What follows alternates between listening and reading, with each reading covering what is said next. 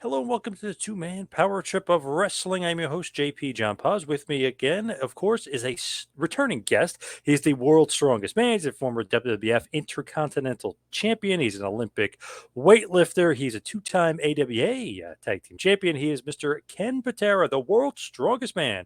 Welcome back. How you doing? How are you? Thanks for having me on your podcast. I've been looking forward to it. I have a new book here. Let me plug my book. Jesus God. Yes. This is almost 80 years in the making. There it is, The Weight of the World, the new book by yourself, of course, and Kenny Casanova, who does many great wrestling books. What was that Yeah. experience like with the book? Is you're a guy that should have a book. You know what I mean? Yeah. Well, I've had family members. I've had multiple friends and colleagues of mine for years and years. But there, with all your knowledge, you ought to write a book. And I said, well, I was never really into writing a book. And then about 4 years ago, I got a hold of Kenny Casanova, and he didn't have time to write it, but he eventually wound up writing the majority of it. But he put me on to a new guy that he had hired as a writer, I guess. But the guy just dropped the ball. I figured it'd be about 2 years, and we started off fantastic. We gave ton of information and everything, but then he dropped the ball. He changed everything. That might be my fault because I gave him leeway to write it as a novel instead of like a wrestling book. And he put so much of his own philosophy in there. He just got carried away.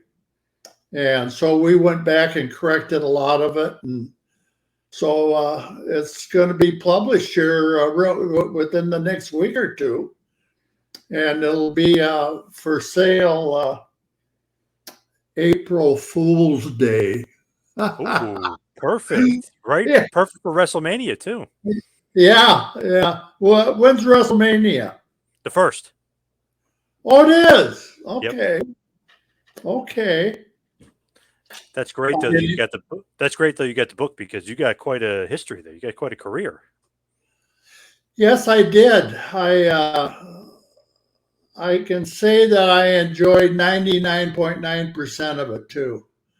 I don't think a lot of wrestlers can say that. Ric Flair wrote the opening of the book, the foreword. And Rick and I were real close friends prior to being in wrestling. We had a house that we shared with a couple other people, and God, I'll tell you, that was the original Animal House. That was in God, what year? 1971. Yeah, 1970, maybe even 70, 71. And it was party time every night. And you've heard stories of Ric Flair. Oh, yeah. And that he was maybe a little worse than prior to becoming a wrestler. I think he toned it down about 1%.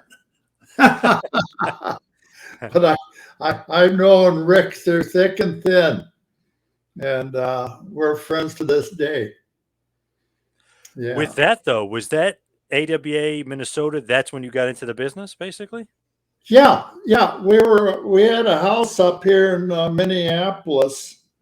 Well, Rick's from Minneapolis. I'm from Portland, Oregon. And the way I got back to Minneapolis was my brother, Jack Patera, was defensive line coach for the Minnesota Vikings at the time. The Purple People Eaters. Yes. Is what they were called. And So I called Jack and I says, you know, I have an opportunity to talk to a Verne Gagne. And I said, do you know him? He says, yeah. As a matter of fact, I was out to his house on Lake Minnetonka last summer, a big barbecue. He invited all the people from the Minnesota Vikings to come out to his house. And everybody went. Well, the head coach, Bud Grant, had played football and went to college at the University of Minnesota with Verne Gagne. So that's how all that happened. Yeah. Did you think you wanted to get into the wrestling business? Because obviously, you're an Olympic athlete, a weightlifter, a strongman. Did you want to get into pro wrestling or no? Yeah. Yeah. I'll tell you, when I was 10 years old, my mom and dad went out and bought a TV set. And I didn't, 10 years old, I didn't know anything about wrestling. We didn't have a TV. As a matter of fact, just prior to me turning 10, they didn't even have wrestling on TV. But when TV came on, Portland wrestling came on at the same time while it was an instant hit, and then they had Texas Roughhouse Wrestling. Then they had wrestling from the Cow Palace in San Francisco. Of course, those were all taped, and they were about four to 8 weeks, old by the time they got to Portland. Because back in those days, everything would be taped and then shipped to various TV studios around. Yep. Whoever they had contract with. And so, yeah, it was, me and my buddies, we were the only family in the neighborhood that had a TV set in 1953. And so I invited all my buddies over, a bunch of little assholes, they come in and bust my mother's living room up every Saturday morning. After about a month or two, I think every piece of furniture in the house was broke. Why would that happen with 12 or 14 10-year-olds? Jumping all over the place. Yep. Oh, yeah. Thank God the TV never got hit. You guys would have been screwed, yeah. Yeah, so I've and then the gym, I joined a gym, Sam LaPrinzi's gym in Portland when I was just right out of high school.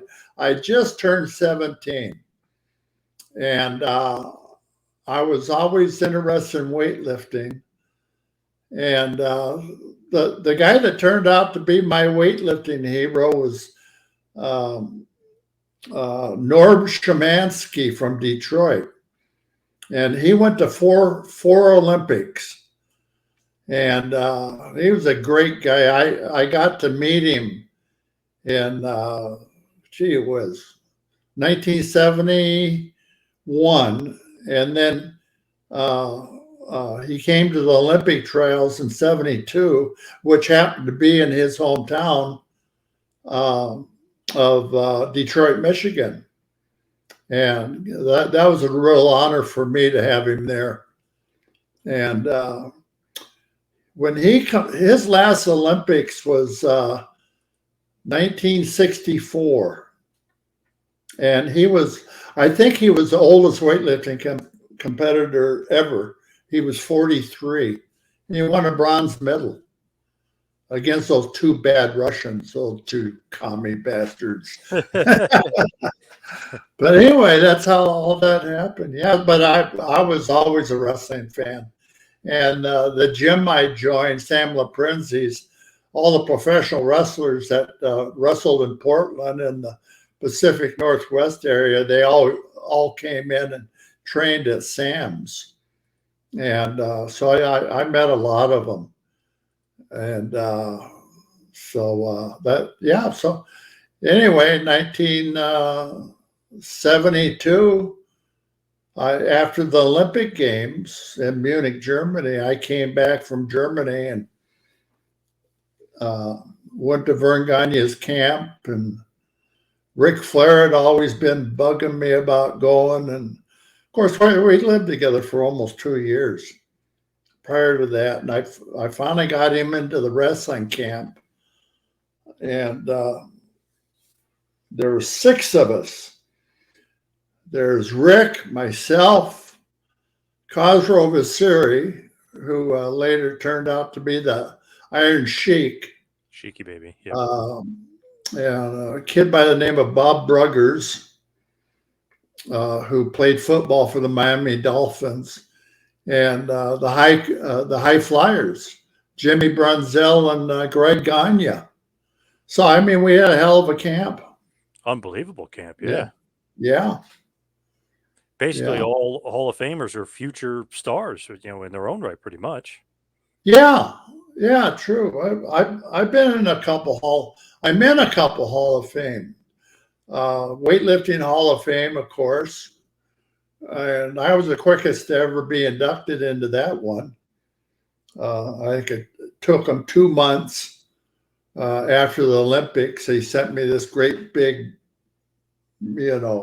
plaque and all the hoopla that goes along with getting inducted into the Hall of Fame. And then I was inducted, what was it, 7 years ago? I was inducted into the St. Louis Wrestling Hall of Fame down in St. Louis. And that's a real prestigious Hall of Fame. And I mean, nothing but top performers were in there, all the way from Lou Thez, the Funk Brothers, to Harley Race, to I'm sure Ric Flair is in that one too. But yeah, nothing but top talent. I'm going to have to pat myself on the back here. Sure, yeah. When I won the Intercontinental belt from Pat Patterson. Now, Pat Patterson never won it. I know, right? Huh? I know, right? Bonus tournament or whatever that was. Yeah. Oh, that was a fictional tournament down in Argentina or Brazil or something. Yeah, Rio de Janeiro, Brazil. Yeah. Yeah, there you go. Yeah. So anyway, when I beat him for the Continental Championship belt, who did I beat? I didn't beat a champion. So I was the first champion of the Intercontinental belt. A couple of weeks later, I was in St. Louis, and I won the Missouri State Championship, which had the same prestige practically as the NWA or the WWF championship belt. So I was the only one in wrestling history to own the Intercontinental belt and the Missouri State Championship belt at the same time. So that was, for a milestone, I think that was probably the top of my gimmicks in professional wrestling. I mean, I held the Mid-Atlantic belt, heavyweight belt, twice, I think. I had tag team belts with Big John Studd down there. I was Jerry Blackwell, and I had the AWA tag team belts up here in Minnesota. And so I mean, almost everywhere I went, I had a championship belt. Georgia Championship Wrestling, I had that belt a couple times, and so I had a lot of belts. Oh yeah, never kept any of them. I always gave them back to the promoter. Damn. Yeah. I was going to ask you if you consider yourself the first IC champ, just because Pat Patterson technically didn't really win it, so to speak. You know what I mean? I was going to ask you that. So we're kind of in agreement that you were the first IC champ. Yeah. I mean, Pat was a hell of a performer. I mean, I loved wrestling Pat Patterson. And his ex-tag team partner, Ray Stevens, I wrestled Ray Stevens in Minneapolis as a rookie. My rookie year when Ric Flair and I broke into the business, I had the pleasure of wrestling Ray. And at that time, he was considered the greatest wrestler in wrestling at that time as a performer. Oh yeah, no doubt. Yeah. Oh yeah, I mean, he was so, God, you get in the ring, next thing you know, everything was so easy. You know, he'd put you in holds, take you out of holds, do this, do that, made you look like $1 million. And you get back to the locker room, I say, God, I didn't do anything. But that was Ray. He'd make you look good. That's where Flair got a lot of his style from. Yeah, right? Huh? That's where Flair got a lot of his style and some. Oh, yeah. Oh, yeah. You remember a kid by the name of Paul Pershman? Doesn't sound very familiar, no. Buddy Rose. Oh, that sounds very familiar. Yeah. That's Buddy Rose. His real. Wow, never knew his real name. Wow, it's amazing. They never knew that. Yeah, Paul Pershman. He passed away a few years ago out in Portland, Oregon, out in my hometown. He met a girl out there and fell in love, and you know how the story goes, you know. Oh, so yeah. you always stay where the wife's family is, because the little lady doesn't want to leave the family, of course. Yep. And but yeah, Paul Pershman is Buddy Rose. And anyway, Buddy's from Minneapolis or Bloomington, Minnesota. Out by he grew up out where the Mall of America is now. And he used to go out in the backyard and pound sticks in the ground and then put string or rope around like a wrestling ring.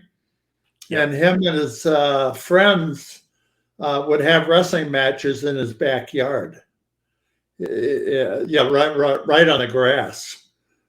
And so I like that. he was doing Ray Stevens shit when he was 10 years old, and just like Ric Flair did. Yeah. Ray was, I think, one of Ric Flair's favorite wrestlers when he was growing up. Yeah, definitely was imitating him for sure. Yeah.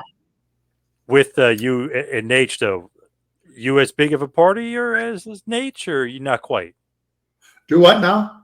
Are you as big of a partier as Nate, or not quite? Like drinking and stuff, would you do as much as him? Oh, when I met Rick, I was only drinking about 15, 20 beers a day and a bottle of whiskey. And that's because I was training for the 72 Olympic Games.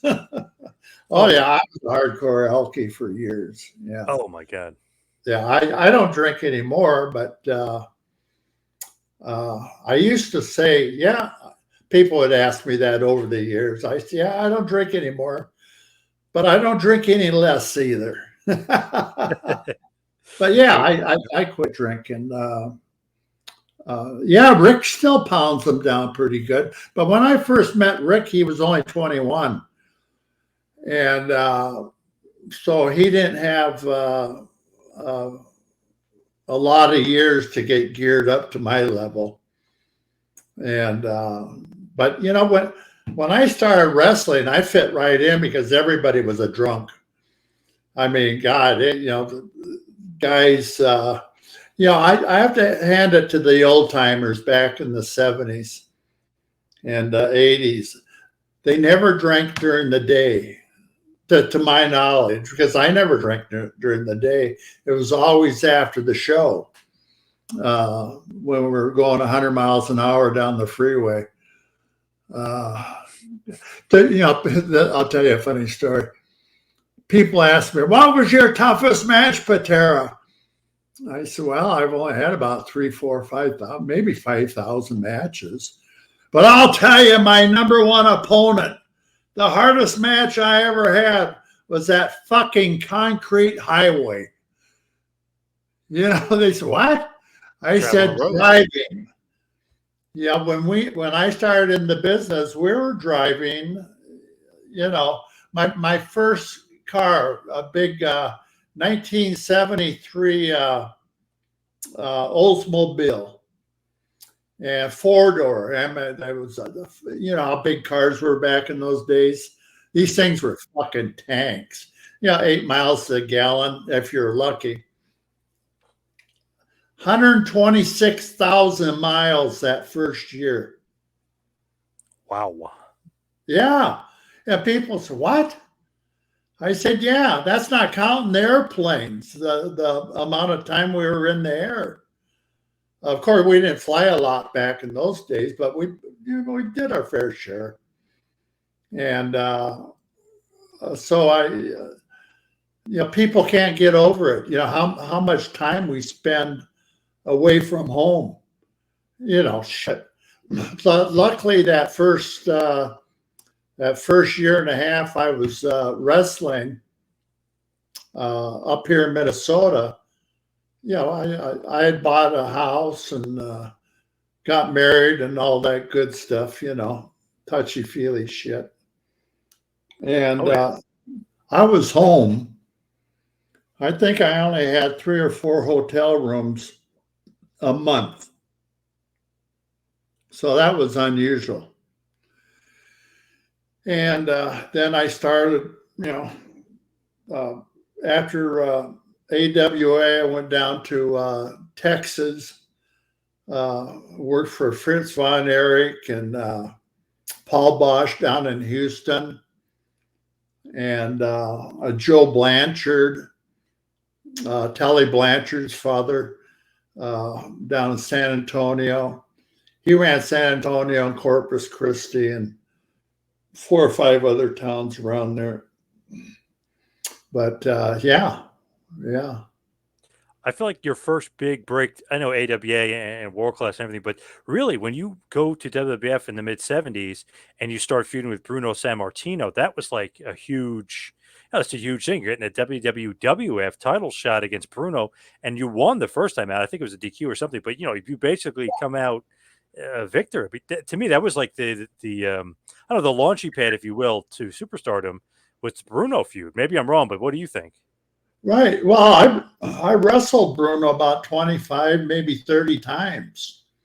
And, you know, 3 times in Madison Square Garden, 3 times in Boston Garden, 3 times in Pittsburgh, 3 times in Philadelphia. And so, but you start adding all that stuff up. How often I wrestled Bruno? It was about 25 times, I'm sure. Maybe more. And I had great matches with Bruno. I mean, I idolized the guy. And then I find out when I got back to New York, Bruno comes over to me and says, Ken, I followed you through college. I followed you through your whole weightlifting career, Olympic Games, Pan American Games, national championships, the world championships. Man, he was going on and on and on. He knew my whole history. I mean, wow. Yeah, he knew everything about Ken Patera. I says, Bruno, I said, you know my whole life. He said, yeah, probably pretty much. He said, I followed you for years. And he says, I really respect your athletic ability and your accomplishments, especially going to the Pan American Games and the World Championships and Olympic Games to put the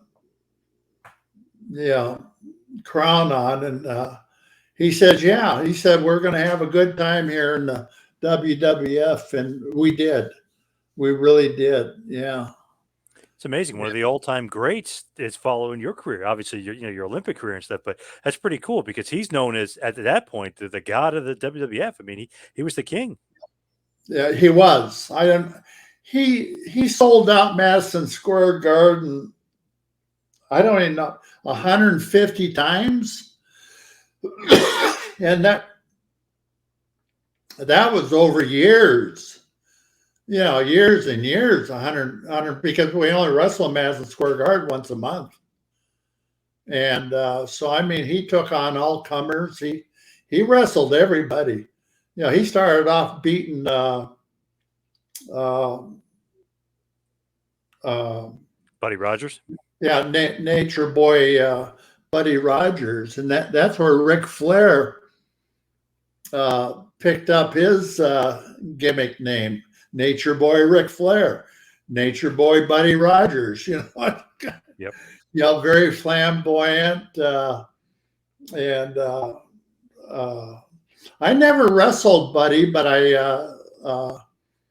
he had a feud going with Jimmy Snuka down in the Mid-Atlantic territory when I was feuding with Johnny Valentine. And so I was around Buddy Rogers quite a bit. As a matter of fact, when he came down to Charlotte, Crockett Promotions in the Mid-Atlantic area is what it was referred to back in those days. But Buddy bought a house about 3 blocks from me. And I was talking to him. I said, I said, why would you buy a house here? And he said, well, I'm moving in. And I said, well, you're going to be around. He said, oh, yeah, I'm here. I says, great. And I said, Ric Flair loves you. He said, that's why and that's when Rick started calling himself Nature Boy Ric Flair's after Buddy had left the territory. Yeah, because you couldn't have 2 Nature Boys. No. Yeah, but that was good shit. Yeah. When you were wrestling Johnny Valentine, was he stiff? Because everyone says how stiff Johnny Valentine was. He wasn't as stiff as me. I'd hit him back, and he says, God damn it, Patera, lay it in. I said, well, who McDaniel told me to lay it in? I just did. No, harder. I said, holy smokes. Wow, tough guy. Johnny wasn't no spring chicken. Then he was about 40, and I was only a couple of years out of the Olympic Games. I was a big, strong, motherfucker. Yeah. But most, and when I worked with Wahoo was the same way. Lay it in, Patera, lay it in. I fucking beat him. And I'll tell you a funny story about Wahoo McDaniel. When I was 16 years old, my brother had just got drafted to the Dallas Cowboys. He was playing middle linebacker for him. So the powers to be that owned the Cowboys down in Dallas, Texas, they're going to come to an area that's a lot cooler. So they come up to McMinnville, Oregon, I think it was, and not too far from Portland. And so they were training up there. And this is my brother's rookie year with the Cowboys. So I went out there to the training camp with some friends of mine, and it was 105. Then the next day it was 104. The next day it was 106. And I talked to my brother in the locker room after every practice session. I said, Jack, why did you guys come up here to Oregon? Well, the management thought that it'd be cooler and maybe even raining a little bit. I said, we're in the middle of a drought. There's no rain. Right. Yeah, it wouldn't be. Yeah. Yeah. Well, they were there for 10 or 12 days, and they were supposed to be there like 3 or 4 weeks. Well, after about 10 or 12 days, they packed up and went back to Texas because it was hotter in Portland than it was in Texas. Wow, crazy. Oh, man. But anyway, Wahoo, had just got drafted out of Oklahoma, University of Oklahoma.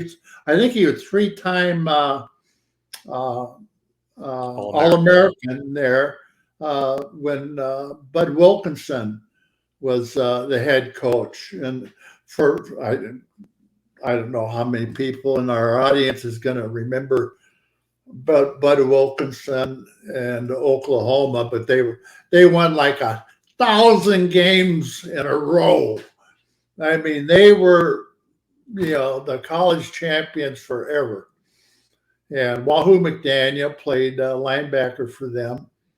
And anyway, when he got drafted to the Dallas Cowboys, my brother was middle linebacker and team captain. And Wahoo made it to the third cut. He survived the first two cuts. The third cut, they gave him his release. Well, don't you know, the New York Jets picked him up. And so he was going to New York City. And so when he gets there, he got over like $1 million. And then a few years after that, they drafted Joe Namath as their quarterback. Wow, shit. He had Joe Namath throwing the ball and Wahoo on defense, just beating the piss out of everybody. And Wahoo was as big as Joe Namath, believe it or not.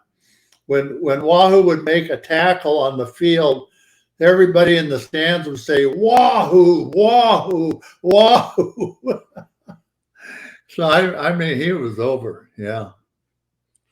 Yeah. When you talk about New York, though, going back to WWF, I'm always just curious with like Bob Backlund versus Superstar Billy Graham. I know you had title matches versus both those guys, but a lot of people always said like, wow, Superstar should have kept the title. I don't know why he dropped it to Backlund. Like he was so over. What do you think? Backlund versus Superstar Billy Graham? Like Backlund had a 5-year title run. Graham was, kind of cut short on his. Yeah. Well, it's called politics. When I was there, they were thinking about putting the belt on me. While the innuendos were flying around, blah, blah. And Bruno came to me 2 or 3 times, said, Kenny, I want to put the belt on you. I'd like to have you have the belt.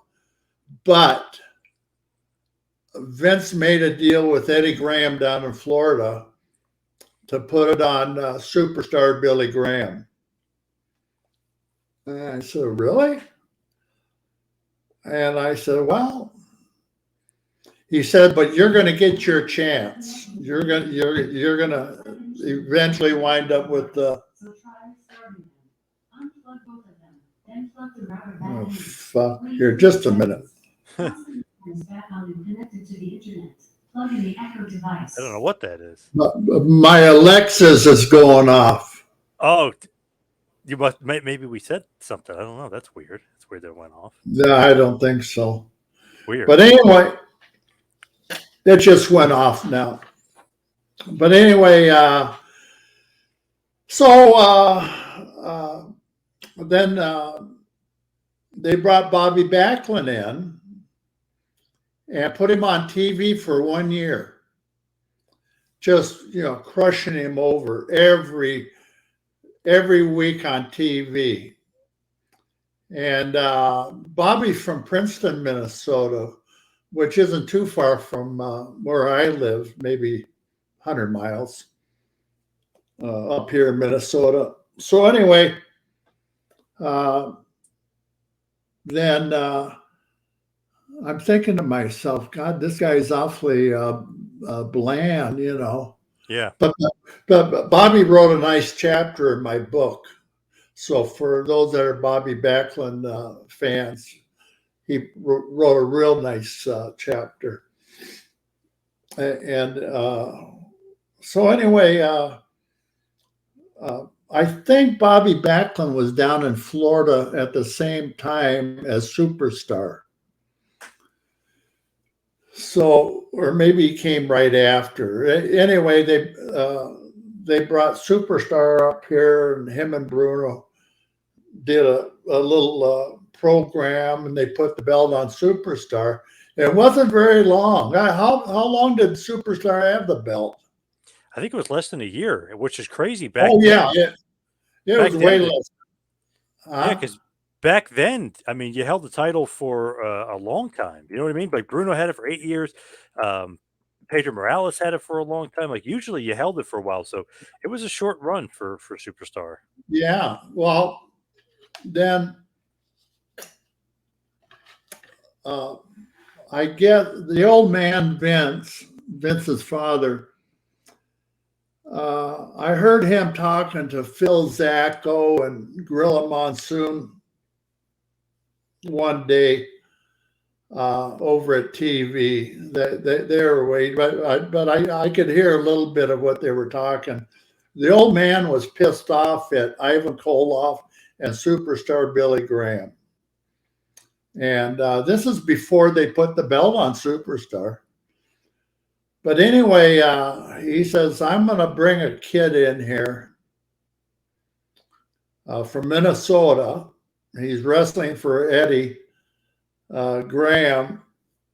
And the Funk Brothers broke him in out in Amarillo. And I'm going to put a belt on him.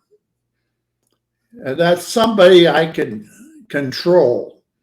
I can't control all these supreme egomaniacs that get that fucking belt. And he had mentioned Ivan Koloff and Superstar.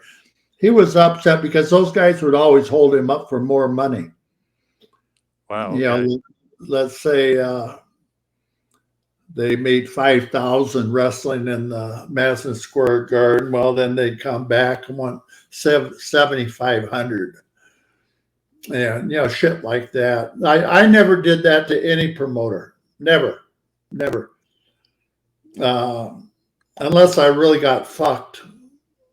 Right. Of course. Which, you know, so, some promoters were so shady. I'm not going to mention their names. But anyway,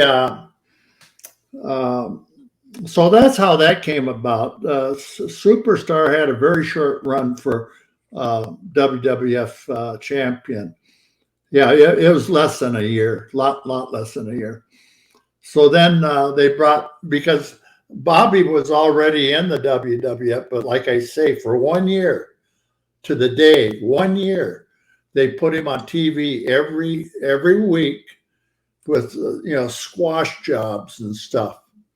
And so the old man thought that was going to be the way to push Bobby Backlund to the top.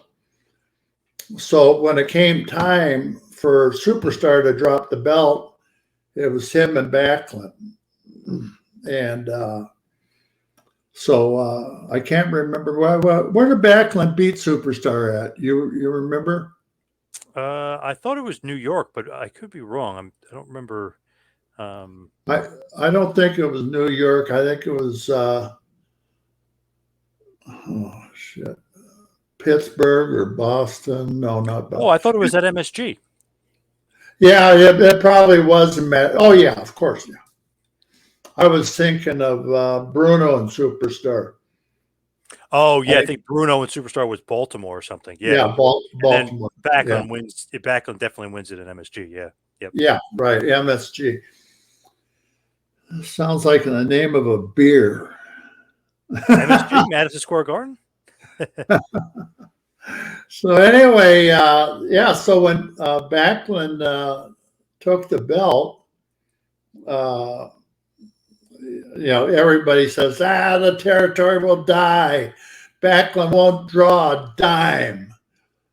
Well, he did draw a dime, because when I wrestled him, later on, I don't think I was in the WWF when Backlund beat him.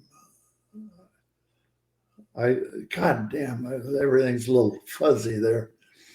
But anyway, Backlund and I wound up wrestling about 20 times.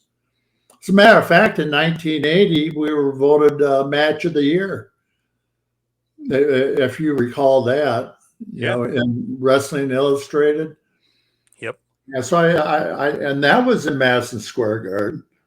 That match, we went about 30 minutes, I think, and but I had a good run with Backlund. We sold out everywhere. We sold out Pittsburgh, Washington, D.C., Baltimore, Boston. We sold out everywhere that, especially in the big arenas. Yeah, you got to give him credit. He drew pretty well. I mean, people can say what they want, but you got to give him credit. Yeah. Yeah. I think one of the, especially with me, when I had my run with Bobby, it was a long run too. Everybody felt that there's no way Backlund's going to keep that belt. Patera's going to beat the shit out of him and take the belt. That was the feeling of the fans. When he'd come out to the ring, everybody would, especially in Madison Square Garden, Philadelphia, all the fans, 20,000 people, they'd be on their feet. It's howdy doody time. It's howdy doody time. And God, oh man. It was funnier than shit. Yeah, because the way he come in, he was in such fantastic condition. The guy was like a machine. You couldn't slow him down. And he was perpetual motion all the time, just constant. And so that's he just had an air about him, not the same type as Bruno had, or Superstar, or myself, and the fans thought that he was very beatable, and he wasn't. The Iron Sheik ended his run. I'm going to give you some real inside wrestling here. Okay. I like that. When Bobby Backlund dropped the belt to the Iron Sheik, prior to Hulk Hogan coming back in and beating the Sheik. Yep. Well, but now Bobby told me this, so it's not out of bounds. And I think Hulk Hogan told me too. So when Backlund had held the belt for 6 years, I believe. What was it, 6 years? Just about, yeah. There's a title run where he technically loses to Inoki, but if you really look at it, it's a 5-year title run. If you don't count the Inoki win in Japan, he really held it for 5 straight years, yeah. Yeah, okay, 5 years. Vince McMahon, the old man had passed away at this time. So I think he had. And so Junior has the run of the company now.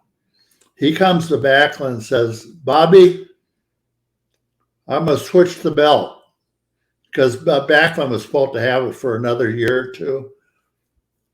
I'm going to switch the belt. You're not marketable anymore.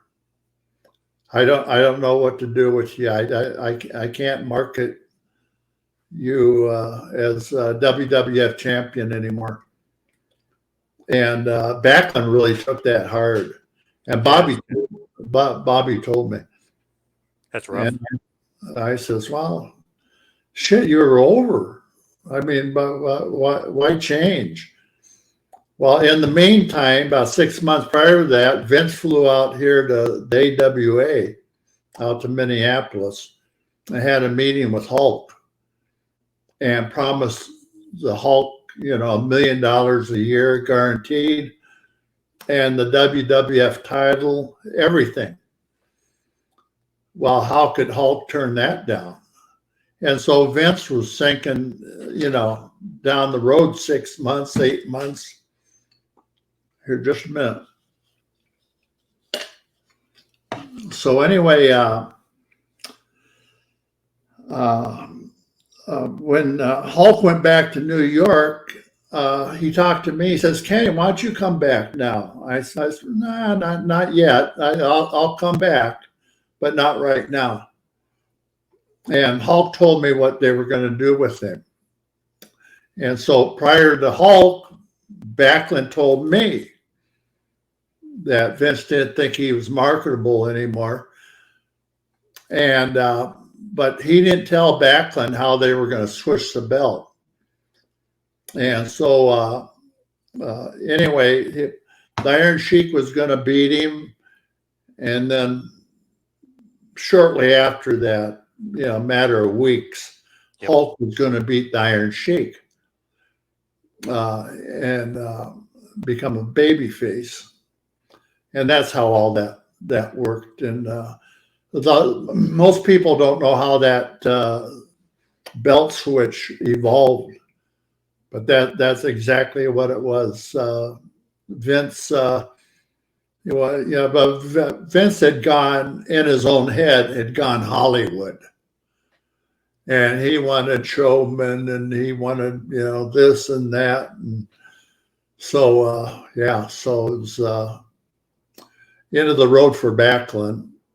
And it gave Khosrow Vaziri, the Iron Sheik, who went to training camp with Ric Flair and I. Yep. Yeah, 1972 here in Minnesota. God, that training camp was fucking brutal. We were out in one of Verne Gagne's farms, and he had an old barn. That barn had more fucking holes in it than you can imagine. The wind would blow through there. 20 below zero was the last time we were in the barn. 20 below zero. Jesus. And we were out there for 3-4 hours. And of course, in the barn, full of holes, there was no heat. And there's one little light bulb dangling from a light bulb cord about, I don't know, 20 feet above the ring. And in the meantime, you had the chickens in the farm. You had cats. The chickens would roost above the ring, and they'd shit all over the ring. We come in the morning, about 9 o'clock to start training camp. The ring would be covered with bird shit, chicken shit. Unbelievable. And you guys are, you're going to be the future of the business. You're training in that. Yeah. And the ring was lumpy and hard as a goddamn rock. It was like the floor. And Verne had different guys come in and work with us. Even Don Morocco came out once. Or no, he came out a half a dozen times. Our main coach was Billy Robinson from Manchester, England, the man of 1,000 holds. But like Larry the Axe Henning would always say, get on TV. Said, I'm wrestling Billy Robinson, XX, whatever. He claims to be the man of 1,000 holds, but he's master of none. Oh, yeah. God.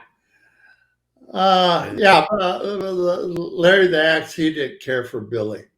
But Billy was a good coach. He taught us, how to break arms, how to break legs, how to break fingers. He taught us a lot of stuff. And, then he taught us American style wrestling. He taught us the catch style that they have over in England and Europe. And so it was, but the training, we do like, towards the end there, we were doing 500 free squats and sit-ups, I don't know, hundreds, and probably 500 workout. push-ups, jumping jacks. We were wore out before we even learned a fucking headlock. I mean, Jesus Christ. I was 310 pounds. Ric Flair was about 280. And of course, Cosgrove was Siri. He was 180. He's about 280 now. But back then, he was always in shape. Cosgrove wrestled in the Mexico Olympic Games for Iran, 180-pound class Greco-Roman.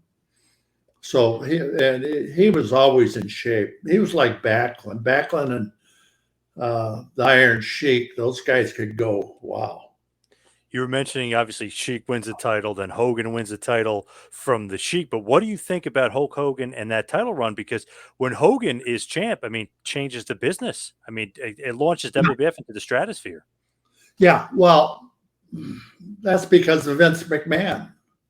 But whoever was Vince McMahon's champion was going to get 110% of the publicity and the big push on TV, yep, and the endorsement deal, and for everything.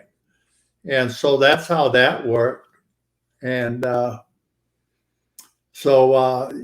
that was the start of the Vince McMahon era, and he was going to see to it that he was going to steamroll every promoter in the country. And that's when when he put the belt on Hulk Hogan, that's when he went right across the nation and put all these other promoters out of business.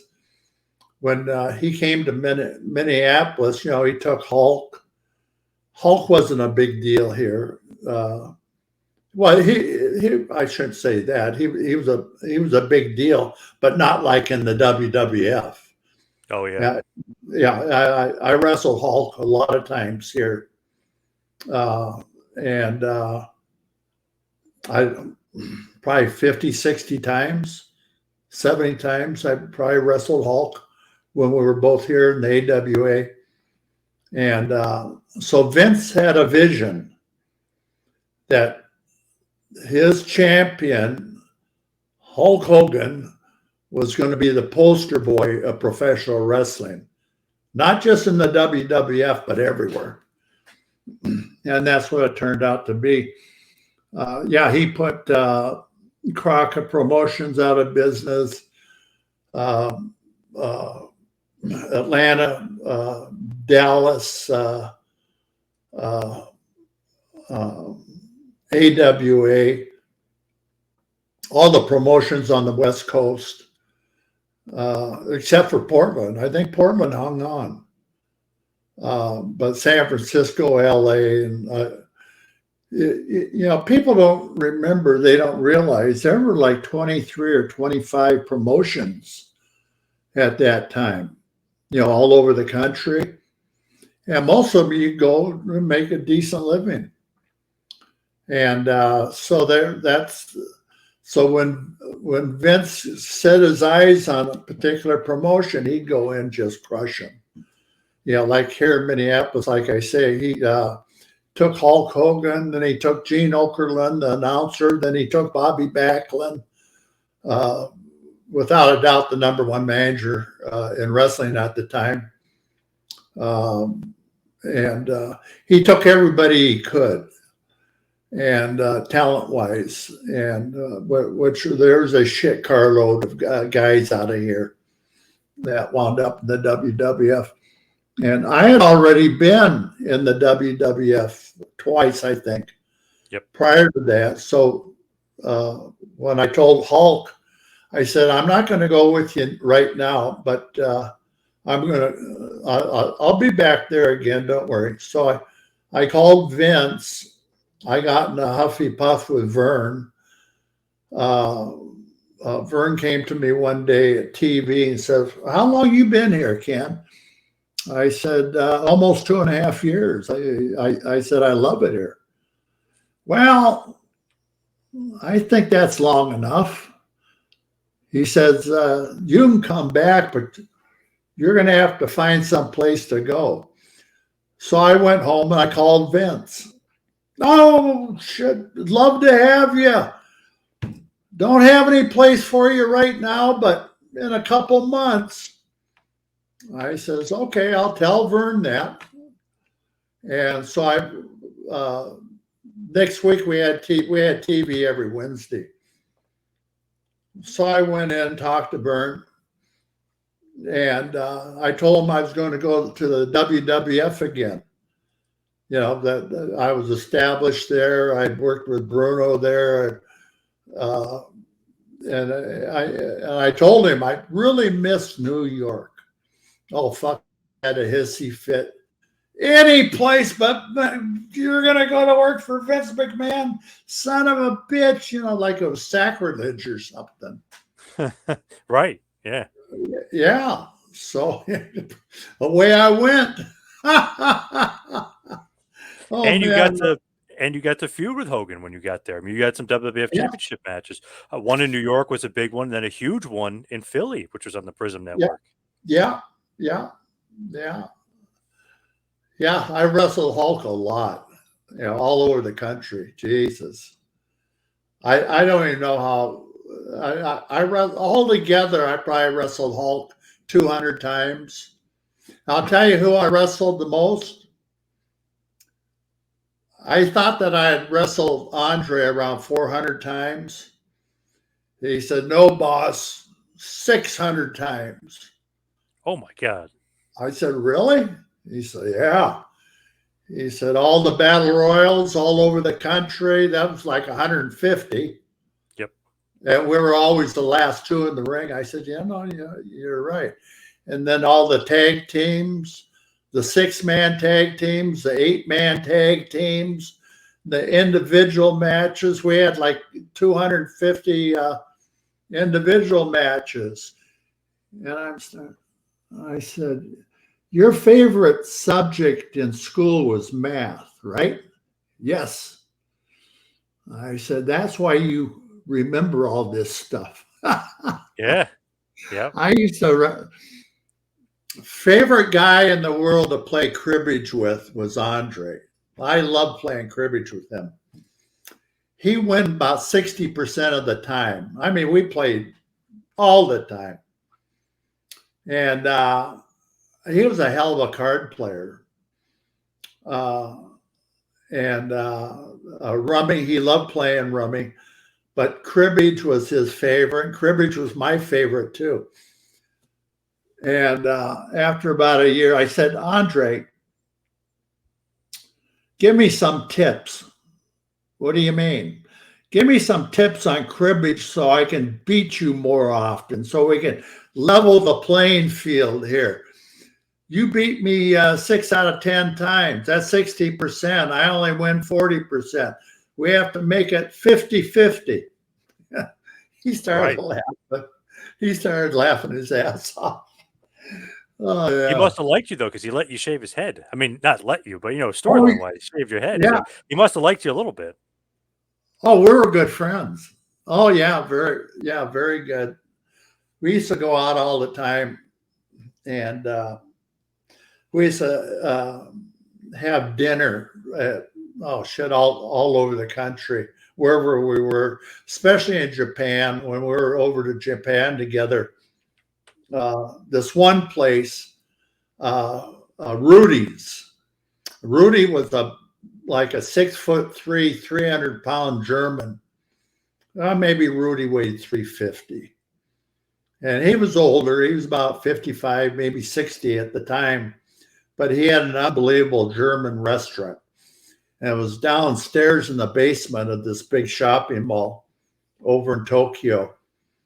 So Andre took me and Dick Murdoch. A couple other guys. There were 5 or 6 of us. He says, Kenny, you know, the waitress come around.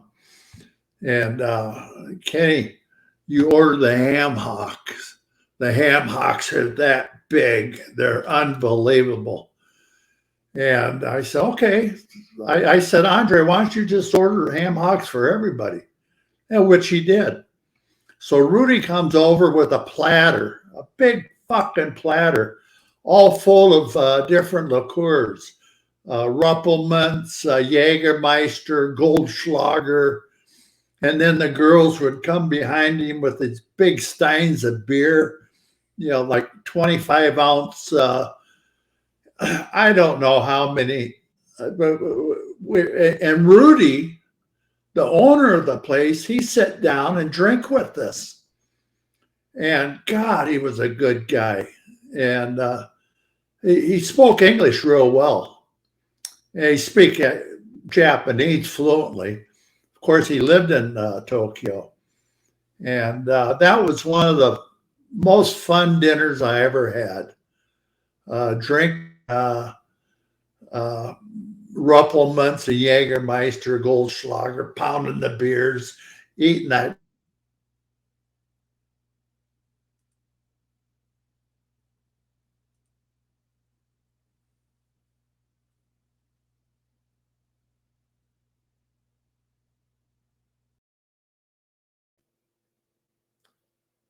Are we? Yep, you're back. Okay. Froze for a second. Yeah, you're saying you were right in the middle of saying to be eating it, finishing up that big ham hock. Yeah, and we ate. Everybody at the table ate 2 of those damn things, and they had to be 3 pounds a piece, 3 pounds of meat.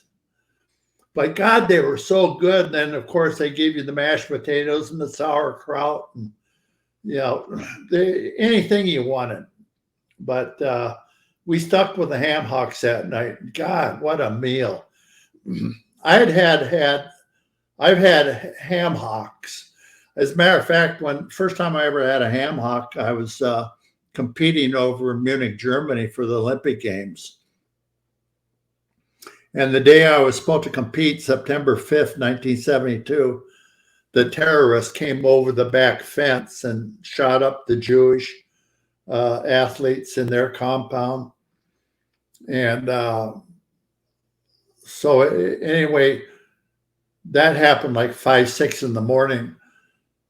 So then they come in at noon, I think it was. Our team manager, Rudy Sablo, says, Ken, they've canceled the Olympics. No more. I said, no more Olympics? Yeah. I said, Jesus Christ, I trained 4 years for this fucking thing. And this shit, I was so pissed off. So I went down 2 floors from where I was staying. It was a high-rise condo building. I went down and started talking to some of my track and field buddies that were on the track team. And, shot putters and discus throwers, hammer throwers. So anyway, I says, hey, guys, they canceled the Olympics. Yeah, we just heard. I said, you guys want to go downtown Munich? We can catch a subways right below the Olympic Village. They said, yeah, let's jump on the subway and go downtown Munich. So we got downtown Munich, and Munich has a big bar about every other door. Those guys could drink over there. At that time, they all smoked, and Jesus Christ, I think every German in Germany smoked and drank, and which isn't a bad thing because we did too. So anyway, that was we found a restaurant about a block down from the Hofbrauhaus, because the Hofbrauhaus was sold out. They had a line, quarter mile long outside. So we went down about a block and a half and found this other restaurant, and they were advertising their ham hocks, and their Wiener Schnitzel, and all this. I said, this looks like a good place, and it was. It was fantastic. So we went in there. We had the big ham hock, the Wiener Schnitzel, mashed potatoes, sauerkraut, shit. And of course, we were drinking the Jägermeister and the big steins of beer. We were so fucked up. Now, this is like 4 in the afternoon. We didn't get back on that subway until 1 or 2 in the morning. We had to, because that was the last subway leaving downtown for the Olympic Village. And so we made the last run. So we get back, and we were shooting the shit till about 3, 4 in the morning, and finally we all went to bed. About 8 in the morning, Rudy Sablo, he comes back in my room. Kenny, you got to get up. We got to go weigh in. I said, get out of here, Rudy. I thought he was pulling a rib on me.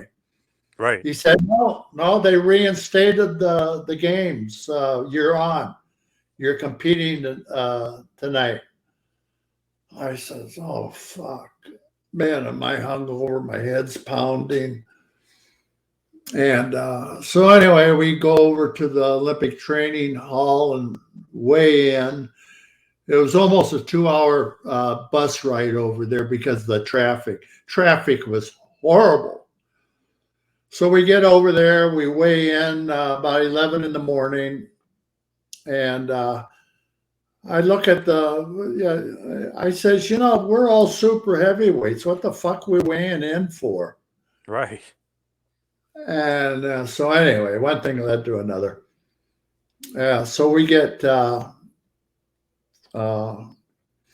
reason why everybody weighed in, because in case of a tie, then the lighter man would win automatically. Oh, wow. I didn't realize that. Oh, okay. Makes sense. You remember Paul Anderson? 1956.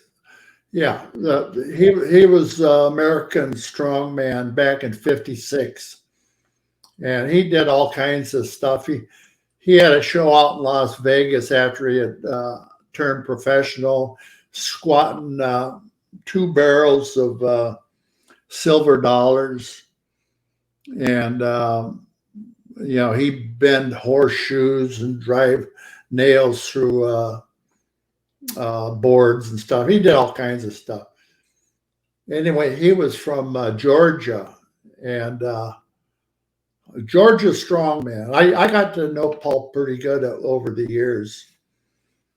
But anyway, he tied in his event, super heavyweight. He weighed like 330. And his main competitor weighed about 350 or 360. He's a great big guy, I think from Argentina or Brazil. Anyway, Paul and him tied, and Paul won, weighing 330 pounds for being the lighter man. So wow. Paul got the gold medal because he was the lightest. And people don't understand, they don't realize that. But it was actually a tie. So anyway, what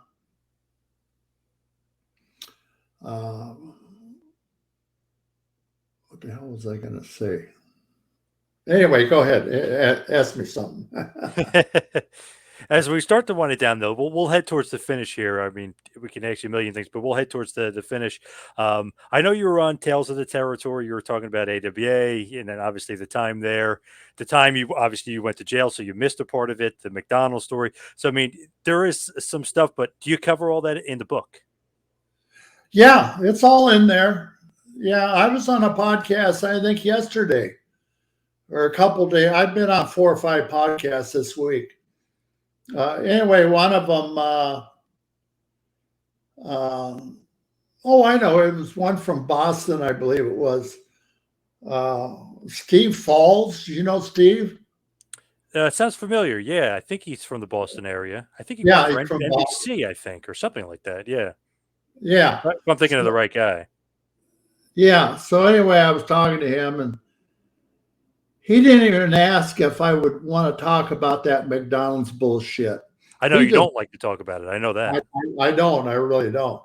As a matter of fact, 20 years ago, some kid, I think I was in Philadelphia doing a shoot interview. He kept asking me about that fucking McDonald's. I said, you ask me about that fucking shit one more time, I'm going to choke your ass out. Yeah. That's great. because I was drunk. I was drinking beer the whole. Right, That was right. in the morning. I don't know. I think I drank about 20 fucking beers by that time, and I was in my rowdy days. That's when I was 50. Or no, I Oh, yeah. was 60. I was 60 then. Oh, Yeah, I'm 79. I'm almost 80 now. yeah. And I was just curious. I figured it would be in the book, or hopefully it would be in the book, because I know you usually don't like to talk about it. I know that. yeah, the people, yeah, I don't want to rehash it today. Yeah, of One course. one time in a week is enough. But, the people want to, you do a million things right throughout your whole life. You live a pristine existence, you get along with everybody. You fuck up one time. And they bring it up to you One constantly. Yep. one fuck up that ever for the rest of your life. That happened back in the 80s, 40 years 40 years ago. Yeah, 40 years ago. Almost exactly 40 years ago. Yeah. Yeah, 40 years ago right now. But that's good though. When people want to hear it from you, they'll can read the book. They can get the weight of the world, and they could find out all about it. That's right. Here, I'm going to give you a website. Yes, please give us where everybody can get the book, of course. Yeah. Walking on Hot Waffles is WOHW.com. That's where the bulk of the books. That was my writer, kid by the name of Kenny Casanova. You've talked to Kenny, haven't you? Oh yeah, yeah, and Kamala's book he wrote, and Beefcake. I mean, he's a pretty good author. I mean, he's kind of not cornered the market, but he's done a great job with the wrestling books for sure. Yeah, yeah. Tito Santana. Oh yeah, Tito too. Yep. Yeah. Don't call me Chico. But if you could post that for us, I would really appreciate it. Yeah, definitely will do. Yeah, and if people want to contact me, they can go to my website, Ken Patera 43 at hotmail.com.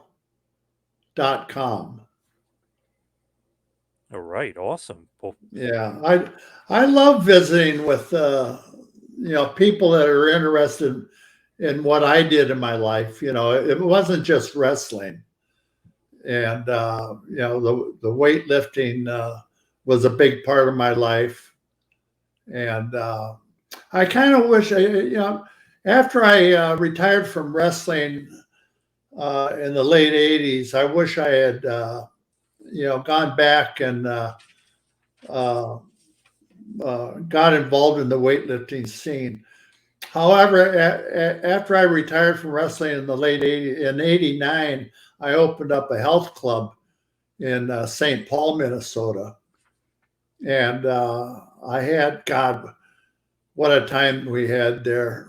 That was a moneymaker. That was a license to print money.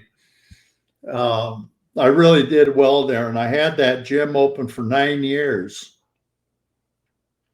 Nice. And then, it's like anything else, you open up a bar.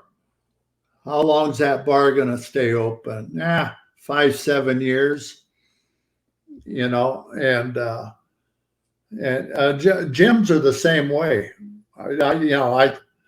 I know some gyms that have lasted 20, 30 years, but in the latter years, they don't do well.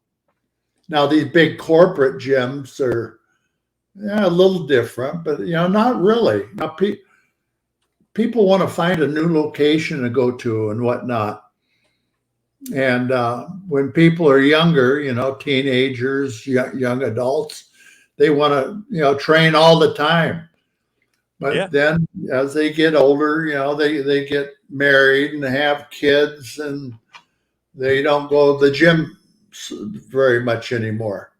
And that's, how my situation was. I had thousands of members, and then I had 1,000 and 800 and 600.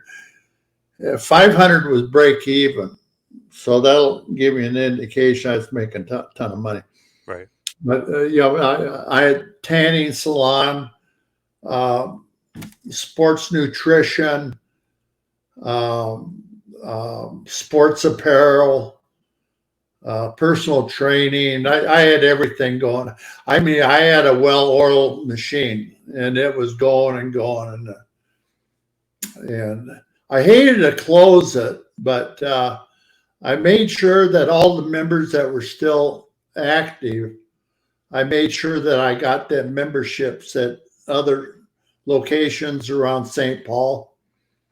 And anybody that wanted a refund, I refunded their money, which only two members asked for refunds. And so people, no, you keep the money, So it went good. So I was up, because a lot of these gyms that close, they don't tell you. You come to work out the next afternoon, there's a fucking chain on the door or a sign saying out of business. I didn't do that. I paid the rent for about a month and a half, 2 months. And I told everybody up front why I was closing, and it was a fun run. While it was open, but I just couldn't make it anymore on the membership that I had left. I mean, I was making enough money to pay the rent and pay the light bill, but nothing else. Yep. And I had a house payment, car payment. Life continues. But Patera, though, thank you so much for all the time. They really appreciate it. Everybody head over to WOHW.com and get the Weight of the World Ken Patera book. Thank you so much for all the time. Really appreciate it. Thank you, John. It was really sad. You said that we had met about 4 years ago? Yes. Yep. Yeah. Well, it was nice talking to you again. I appreciate your help with getting my book out. And maybe we'll do it again. Yeah. Hell yeah. Let's do it. Yeah. Okay, buddy. All right. Thank you so much. I appreciate it. Thank you. Bye-bye.